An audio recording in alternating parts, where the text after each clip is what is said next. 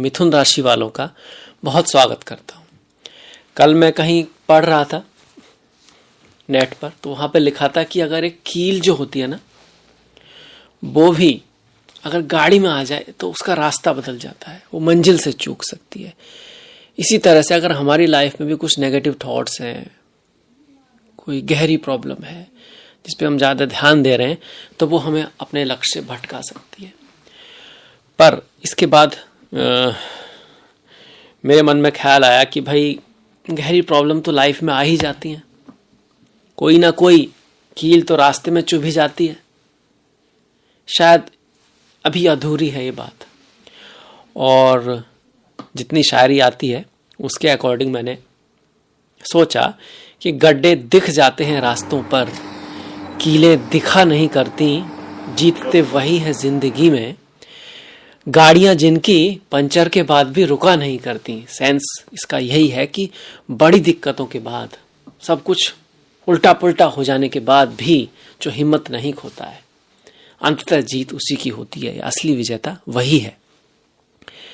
खैर, मिथुन राशि के लिए सितंबर का महीना कैसा होगा ज्योतिष की दृष्टि से, हमारे ग्रह नक्षत्र क्या कह रहे हैं, सूर्य चंद्र मंगल शनि राहु इत्यादि इत्यादि, आपके जीवन के क्षेत्र में क्या उतार चढ़ाव आ सकते हैं, करियर, प्रेम, बिजनेस, धन, स्वास्थ्य, सभी को देखने वाले हैं। तो चलिए आ जाते हैं चार्ट पर। सबसे महान परिवर्तन इस महीने का, किसी हद तक आप कह सकते हैं कि गुरुदेव का नक्षत्र बदल रहा है। गुरुदेव, देव गुरु बृहस्पति, वो मृगशिरा नक्षत्र में आ गए हैं आपके। 20 अगस्त से ही आ गए, तो हम सितंबर की बात कर रहे हैं। ये जो वीडियो है वो चंद्र राशि पे आधारित है, पर लग्न वाले भी देख सकते हैं। आखिर लग्न आप ही का है, तो ग्रह का असर तो आप पे हो गई। मृगशिरा नक्षत्र में आएंगे, अच्छा नक्षत्र है। मृगशिरा नक्षत्र में जब गुरु आते हैं तो आपको एजुकेशन, ज्ञान, विजडम, स्पिरिचुअलिटी, अध्यात्म, इन सब की टेंडेंसी देते हैं। आप इन सब की तरफ जाना चाहते हैं। 12वें भाव में है तो फॉरेन यात्रा, विदेश, बिजनेस का विदेश से संबंध बनना, कुछ खर्चे आदि का भी ये भी दिखा रहे हैं। आपने भी नोटिस किया होगा मई के बाद से थोड़ा खर्चा, ट्रैवल, कुछ फालतू की चीज़ें भी लाइफ में लाते हैं, ये भी आपको दिखाई दिया होगा। ठीक उसी तरह से जैसे शनि आपके भाग्य में चल रहे हैं 2020 से, तो आपने नोटिस किया होगा कि भाग्य में चीज़ें हो तो रही हैं, पर रुकावटों के साथ हो रही हैं, एफर्ट ज़्यादा करना पड़ रहा है, देर से हो रही हैं।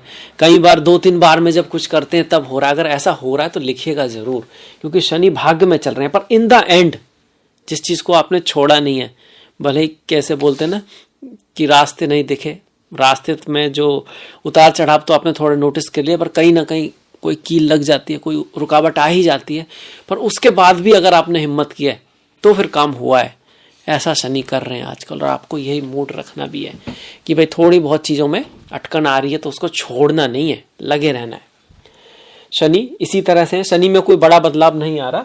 शनि अभी पूर्व भाद्रपदा नक्षत्र में चल रहे हैं और वक्री चल रहे हैं, भाग्य में वक्री चल रहा है ग्रह। तो आपसे आग्रह यही है कि पुरानी वाली जो चीज़ें चल रही है ना लाइफ में, उन पर ज़्यादा काम करें, एकदम बहुत नया करने की कोशिश ना करें। और इस पर बात करेंगे। राहु दशम में, केतु आपके चतुर्थ भाव में शुक्र के साथ बैठे। ये शुक्र बदलेंगे महीने के 16 तारीख को, उसके बारे में भी बात होगी। सूर्य और बुध का बहुत ही अनुपम योग जो साल में एक बार ही बनता है, वो आपके तृतीय भाव में बना हुआ है, क्योंकि सूर्य अपनी राशि में है तो एक बार ही अपनी राशि में आते हैं, और तृतीय भाव में सूर्य शुभ भी होते हैं। पर ये सूर्य भी फिर 17 तारीख को चतुर्थ में चले जाएंगे, इस पर बात करेंगे। और मंगल आपके प्रथम भाव में आ चुके हैं 12वें भाव से, तो कुछ ना कुछ तो बेटर ही हुआ है। 12वें भाव से प्रथम भाव में मंगल बेटर है, और यहाँ आकर वो आपके सप्तम भाव को, चतुर्थ भाव को और अष्टम को देख रहे हैं। अब आ जाते हैं रिजल्ट के ऊपर। मंगल का भी ये नया परिवर्तन है। मंगल को हम हनुमान जी से जोड़ते हैं, उनके पास असीम ऊर्जा है ना। मंगल के पास भी असीम ऊर्जा है। आप जो भी करते हो ना, जो भी कुछ भी करना है, उसके लिए एनर्जी तो चाहिए, तो एनर्जी का जो सेंटर है वो मंगल है। एक्चुअली जो आवेग है वो भी मंगल है। इंस्टेंट एनर्जी जो आती है ना, एकदम से बहुत जोश आता है कभी कभी व्यक्ति को, और फिर शांत हो जाते हैं। गुस्सा जैसे आता है, जोश में आता है, तो क्रोध क्या है, मंगल है। तो पॉजिटिविटी क्या है कि जोश तो बहुत हाई रहने वाला है, मन में कुछ करने का, दिखाने का, ऐसे मोमेंट आएंगे जब आपका मन करेगा, पर वो मोमेंट होंगे, उनको बनाए रखने में आपको मेहनत करनी है, ध्यान लगाना है। अपने लक्ष्य में सार्थकता होगी तभी आप उसको कर पाओगे। नहीं तो कुछ सुन लेते हैं, देख ले तो एक सेकंड को तो लगता है, पर क्योंकि हमारा दिल से किसी चीज में कोई बहुत वो रास्ता नहीं मिला है जिससे हमें प्यार है, तो वो जो जोश आता है वो ठंडा हो जाता है। तो इस चीज का हमको ध्यान रखना है कि अपनी एनर्जीज को हमको बैलेंस बना के अपने लक्ष्य की तरफ लगाना है, गुस्से वगैरह से बचना है। ये मंगल का यहाँ मेन इवेंट है भैया। रिश्तों में, व्यापार में, कभी कभी क्लाइंट के साथ बात करते वक्त कुछ इरिटेशन हो सकता है और आप गुस्से में आ सकते हैं, और जब भी गुस्से में आएंगे गलत ही निर्णय यहाँ पे आप लोगे मंगल की वजह से। क्यों? क्योंकि मंगल आपके चार्ट में अष्टम राशि जो है, जो मंगल की होती है, वो छठे भाव में आनी, तो रोग ऋण शत्रु के स्वामी हुए, और एकादश भाव जो कि एम्बिशन का कारक है, लाभ तो देता है। मंगल कैन गिव यू मनी, मंगल का यहाँ पे आना आपको कुछ पैसे के अवसर ला सकता है अगर आप रोग ऋण शत्रु इन सब से बचे, लड़ाई झगड़े से बच पाए। तो एक्स्ट्रा एम्बिशन में भी गलती यहाँ पे मंगल करा सकते हैं, ये आपको ध्यान रखना है। मंगल का गोचर सप्तम भाव, मैरिज लाइफ में अगर आपकी कुंडली में ऑलरेडी यहाँ पे शनि राहु वगैरह इस तरह का कुछ चार्ट है, जन्म पत्री का जरूर पता होना चाहिए आपको, तभी आप ज्यादा डीप में जा पाओगे। कौन सी दशा महादशा चल रही है इसका थोड़ा सा आइडिया हो आपको, ज्यादा नहीं। तो मंगल की दशा महादशा है तो प्यार में, मोहब्बत में, पति पत्नी के बीच में रिश्तों का ख्याल रखना है। वाणी ऐसी बोलिए मन का आपा खोए, औरों को शीतल करे आपो शीतल होए। एग्जाम्पल बताता हूं मैं आपको। आप अगर आपकी संतान है, छोटी है या बड़ी है, तो कई बार आप देखा होगा ना, बच्चे लोग ना बाल खींच देते हैं, कुछ कभी कभी तो ऐसा भी होता है वो भाग के आते हैं और आपको ऐसे कुछ कर देते हैं, पर आप उन पर गुस्सा नहीं करते हो, आप समझते यार बच्चे हैं, कोई बात नहीं, चलता है। फिर बाद में देखोगे यार उसका भी कोई ऐसा इंटेंशन तो था नहीं, उसे तो खेल ही रहा था या खेल ही रही थी, है ना। तो ये पति पत्नी में भी होता है, दोस्तों में भी होता है। आपको लग रहा है कुछ उसने बोल दिया, उसका कुछ और ही इंटेंशन होता है, तो थोड़ा धैर्य रखिए, समझिए बातों को, एकदम से रिएक्ट मत कर दीजिए, देखिएगा आपके रिश्ते सुधरेंगे। मंगल के बाद भी हनुमान जी की पूजा करना, मीठे का दान, ये भी अच्छा है। इसके साथ राहु दशम में है, राहु दिस के दस में, दुनिया उसके बस में, पर ये चला आ रहा है। तो आप कहोगे दुनिया तो अब तक बस में हुई नहीं, क्योंकि गोचर है ना, आपकी जन्म पत्री नहीं है। पर हाँ, मिथुन वालों के लिए राहु का दशम में आना ठीक है, थोड़ी यात्राएं बड़ी होंगी, खर्चा बड़ा होगा, आपका मन अपने काम के अलावा भी इधर उधर ये राहु ले जाएंगे, इसकी कुछ ये बातें भी हैं, क्योंकि मीन राशि में है। और ऑफिस में कुछ पॉलिटिक्स वगैरह चली होगी, ये राहु की वजह से हो रहा है, पर कहीं ना कहीं एम्बिशन को बना के रखेगा, कुछ करके दिखाना है, लाइफ में कुछ करना है, ये सब राहु यहाँ रखेगा। एज ए रेमेडी आप माँ दुर्गा की पूजा कीजिए, माँ सरस्वती की पूजा कीजिए, ज्ञान से काम लीजिए, धैर्य से काम लीजिए, जल्दबाजी मत कीजिए। नया परिवर्तन की बात करें तो शुक्र का होगा। अभी तो शुक्र केतु के साथ में है, और शुक्र आपके भाग्य के स्वामी है, पंचम भाव भाग्य की तरह ही होता है, नवम से नवम, संतान के स्वामी है, एजुकेशन के स्वामी है, प्रेम के हैं, फॉरेन लैंड के हैं, विदेश यात्रा के हैं, खर्चों के हैं, तो उसमें कहीं ना कहीं कुछ रुकावटें चल रही होंगी। और महीने के 16 तारीख के बाद फिर ये जो शुक्र है यहाँ पर जाएंगे, और यहाँ आकर छत्र नाम का महापुरुष कहिए राजयोग बनाएंगे। तो 16 तारीख तक थोड़ा सा रिश्तों में, प्रेम में, शादी में, विवाह में, माता के स्वास्थ्य में भी हल्का सा ध्यान रखना है, अपने दोस्त फ्रेंड के रिश्तों के साथ भी। और उसके बाद भले ही मंगल की दृष्टि बढ़ी हो, शुक्र की वजह से थोड़ा प्रेम में सुधार आएगा, विद्या में सुधार आएगा, एजुकेशन के लिए अच्छा रहेगा, स्टॉक मार्केट में आपके लाभ के चांस बनेंगे। यहाँ बैठ के शुक्र जो है वो लाभ भाव को देख रहे हैं, तो ऐसे में अगर art, design, creativity, film industry, विवाह, वेडिंग से कुछ जुड़ा हुआ काम है, किसी भी तरह की design, computer designing, interior designing, automobile designing, अब वो समय गया कि डिजाइन मतलब शुक्र का मतलब सिर्फ डांसर, एक्टर रह गया है। बहुत सारे फील्ड जहां पर हमको कुछ क्रिएटिव करना होता है, उन सब के लिए अच्छा समय यहाँ पर शुक्र दिखा रहे हैं। ऐसे ही मंगल, गुस्सा वगैरह वो ठीक है, लाभ करा सकते हैं। किस चीज से? रियल एस्टेट है, आर्मी है, फोर्स है, स्पोर्ट्स है, लाइजनिंग का काम है, किसी तरह की कमीशन का काम है, जमीन से जुड़ा काम है, उस तरह के काम में आप हैं तो आपको ये मंगल यहाँ हेल्प करेंगे। वाणी को थोड़ा सा कटु करेंगे, वाणी का आपको ध्यान रखना है। अब जो दूसरा बड़ा परिवर्तन होगा इसके बाद वो रहेगा बुध का। बुध जो है वो अपनी ही राशि में आएंगे और भद्र नाम का महापुरुष योग बनाएंगे। पर जो बुध का परिवर्तन हो रहा है वो थोड़ा सा लेट होगा, ये 23 सितंबर को होगा। 23 सितंबर तक बुध यहीं रहने वाले हैं। तो पहले 23 सितंबर की बात कर लेते हैं कि भैया राशि का स्वामी तृतीय भाव में, चौथे का स्वामी अपने से 12 में। तृतीय भाव किसका? चौथे से 12 में।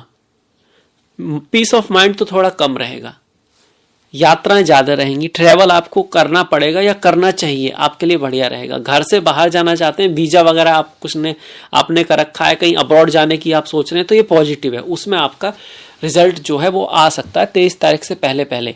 इस तरह की उम्मीदें हैं। यहाँ पर छोटी मोटी ट्रेवल आपकी लाइफ में, आपके छोटे भाई पड़ोसी, आपका कम्युनिकेशन, इसका बड़ा इंपॉर्टेंट रोल बढ़ने वाला, या कहिए इसका रोल बढ़ना आपके लिए फिलहाल ग्रह डेस्टिनी लेके आ रहे हैं। कोई छोटी मोटी यात्रा का होना, अगर आप राइटिंग पसंद है आपको तो आप भी कुछ लिख सकते हैं, पढ़ाई लिखना इन सब का भी भाव है, आर्ट क्राफ्ट का भाव है। अल्टीमेटली यहाँ पर गोचर बुध का अच्छा ही है, कोई दिक्कत की बात है नहीं।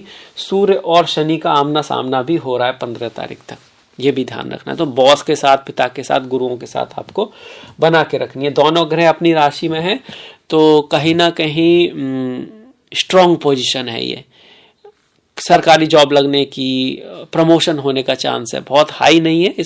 ये नहीं कह सकते कि बहुत ही शुभ हो रहा है, अब एकदम आकाश फटने वाला है, पर हाँ ये थोड़ा सा 15 तारीख तक बना हुआ है। 15 के बाद सूर्य यहाँ आ जाएंगे और ये 23 को आएंगे।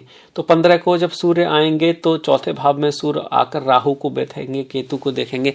15 के बाद हमको अपनी इमेज का बड़ा ध्यान रखना है, मन का बड़ा ध्यान रखना है, अपनी आत्मा का बड़ा ध्यान रखना है कि सही रास्ते पे रहे, सही ठीक तरह से हम काम करें, कोई गलती ना हो, अपने बॉस से, बड़ों के साथ हम कहीं ना कहीं कुछ अभद्रता ना कर दें अपनी तरफ से कुछ, क्योंकि सूर्य क्या है, आपकी आत्मा है। केतु के साथ कभी कभी ईगो के इशू आ सकते हैं, जहां आपको गुस्सा नहीं होना वहां आप गुस्सा हो गए, जहां होना है वहां पे आप बोला नहीं, ये सब रह सकता है। और कभी कभी स्पिरिचुअलिटी अध्यात्म की तरफ भी ले जाता है, क्योंकि तू मोक्ष है, सूर्य आत्मा है, तो आत्मा को मोक्ष की तरफ ले जाता है। पर ये मोक्ष कई बार ना थोड़ा अलग ही मोक्ष होता है, वो वाला मोक्ष नहीं जो हम सोच रहे हैं कि जैसे भैया हमको काम नहीं करना है, घर में कुछ नहीं करेंगे, आराम करेंगे, सब बेकार की बात है, कुछ करना नहीं, लाइफ में कुछ रखा नहीं है, इस तरह की बातें भी कभी, वो भी मोक्ष हो गया ना, छोड़ना चीजों को, डिटैचमेंट। पर डिटैचमेंट जो है वो मानसिक होना चाहिए, कार्मिक नहीं। मन से आप कर्म से, मतलब धन से आपका लगाव मन से नहीं है, बाकी उसकी इंपॉर्टेंस आप समझते हो, ये असली मोक्ष की तरफ है। पर ये कभी कभी सिंबॉलिकली होता है कि इसी वजह से फैमिली लाइफ में कुछ आपका ध्यान कम लगना, अपने जॉब में भी ध्यान कम लगना, इस तरह की चीजें 15 तारीख के बाद ज्यादा हो सकती है, तो इसका हमको ध्यान रखना है। ये शुरू हो गए बुध 23 तारीख के बाद। अब 15 ये 17 से 23 तक तो ऐसा, 23 के बाद फिर थोड़ा आप बुद्धिमता से काम लेंगे, इंटेलिजेंट आपकी बढ़ने वाली है, आप अपने कम्युनिकेशन की वजह से बहुत सारी चीजें पॉजिटिव कर सकते हैं। भद्र नाम का महापुरुष योग है और साथ में बुध आदित्य योग भी बना हुआ है, केतु भी बैठे हुए हैं। केतु राहु ऐसा नहीं हर चीज को एकदम खराब कर देते हैं, यहाँ पे अब पॉजिटिव ग्रह ज्यादा हो गए तो रिजल्ट पॉजिटिव आएगा 23 के बाद।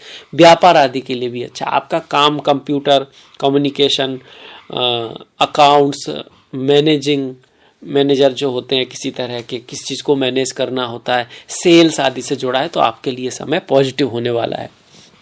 बुध भी हो गए, शुक्र भी हो गए, शनि की हमने बात कर ली, पर शनि लाभ को थोड़ा सा रोक रहे हैं, भाग्य को थोड़ा सा स्लो कर रहे हैं, पर एफर्ट के बाद 2-3-4 बार ट्राई करने के बाद कुछ रिजल्ट देते रहेंगे आपको, प्रयास करने की अपॉर्चुनिटी आपके लिए लाते रहेंगे। सप्तम दृष्टि से 8, 9, 10, 10वीं 2 दृष्टि है, उससे शत्रुओं को, रोगों को ठीक करने की कोशिश करेंगे। इस समय में कोई कह सकते हो कोई लड़ाई झगड़ा आदि होता है तो आपको उससे बचना है, पर आप उसमें जीत जाओ, ऐसी चीजों में कंपटीशन में जीत जाओ, इसके योग भी शनि बना के बैठे हैं और उसके लिए एफर्ट करवाना पड़ेगा, मेहनत करनी पड़ेगी, तब रिजल्ट देंगे। भाग्य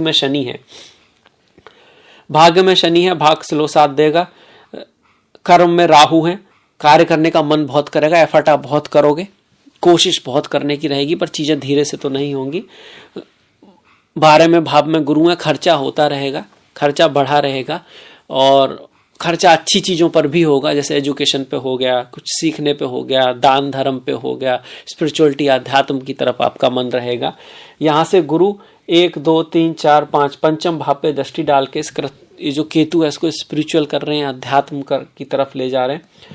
छठे भाव पे रोग ऋण शत्रु लड़ाई झगड़े आदि से बचना है, स्वास्थ्य का ध्यान रखना है। और अष्टम पे जो दृष्टि उनकी पड़ रही है, रिसर्च ओरिएंटेड अगर आपका काम है, टैक्स रिलेटेड आपका काम है, इंश्योरेंस से संबंधित आपका काम है, ज्योतिष और आपका टैरो, लाल किताब, भृगुनंदी नाड़ी, आपकी कई सारी विद्याएं हैं जो गूढ़ विद्याएं हैं, योगा, मेडिटेशन, इन सब में आपको इंटरेस्ट है या कोई और भी ऐसी चीज़ है तो उसके लिए गुरु अच्छे हैं। रिसर्च, किसी चीज़ में रिसर्च करना, ज़मीन के नीचे के काम आपके हैं, पेट्रोल डीजल रत्न वगैरह ज़मीन के नीचे होते हैं, तो इस तरह के कामों में आपकी गुरु हेल्प करने वाले हैं। अदरवाइज आपको शिक्षा का ध्यान रखना है। और अगर हायर एजुकेशन के लिए कहीं बाहर जाना चाहते हैं तो उसके योग बने। आपकी फैमिली में से आपके कोई बड़े बाहर जा सकते हैं, ट्रैवल के लिए जा सकते हैं, इस तरह का योग भी गुरु बना रहे हैं। अब आ जाते हैं त्योहारों पर। हरतालिका तीज जो है वो 6 तारीख को है। 7 तारीख की गणेश चतुर्थी है, शनिवार के दिन पड़ रही है आपकी।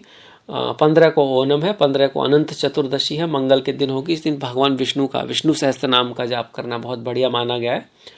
14 तारीख को परिवर्तनी एकादशी है। मिथुन वालों के लिए वैसे भी विष्णु सहस्त्र नाम, विष्णु बुध जो है विष्णु जी से जुड़ा है, तो विष्णु सहस्त्र नाम बुध जो होते हैं मिथुन वाले, उनके लिए बहुत अच्छा रहता है। 14 को परिवर्तनी एकादशी और 28 को इंदिरा एकादशी है। जो भगवान हरि विष्णु के भक्त हैं उनके लिए एकादशी का बड़ा महत्व है। 15 और 29 को प्रदोष व्रत। 1 तारीख को शिवरात्रि है। सूर्य के दिन, सन के दिन, मतलब कि संडे के दिन शिवरात्रि का पढ़ना बहुत अच्छा माना गया है। 20 तारीख की संकष्टी है मंगल को। अमावस्या जो है वो सोमवार के दिन पड़ रही है 2 तारीख को, भाद्रपद अमावस्या। पूर्णिमा मंगल को है 17 तारीख को। और 16 तारीख को मंगलवार के दिन कन्या संक्रांति है। सूर्य का जो परिवर्तन होगा जिसकी हमने बात की है 16 तारीख को होगा। पूर्णिमा है, अमावस्या है, संकष्टी है, ये जो त्योहार आते हैं हर महीने ही आते हैं, ये शुभ तिथियां होती हैं। इस दिन दान पुण्य करना, किसी की हेल्प करना, अपने पितरों के नाम से, अपने अलावा अपने पितरों के नाम से, अपने संतान के हाथ से, अपनी पत्नी के हाथ से, अपने पति के हाथ से चीज़ों को छू कर कुछ दान पुण्य कराना, अगर वो नहीं कर रहे हैं तो ये बहुत अच्छी रेमेडीज है आपकी पूरी फैमिली के लिए, आपके पूरे परिवार के लिए। और दिन भी कर सकते हैं पर कम से कम इस दिन कुछ करेंगे तो आपके लिए बहुत अच्छा रहने वाला है। तो ये था मेरी तरफ से मिथुन राशि का राशिफल। आई होप, मुझे आशा आपको पसंद आया होगा। तो लाइक ज़रूर कीजिएगा, कुछ ना कुछ कमेंट कीजिएगा।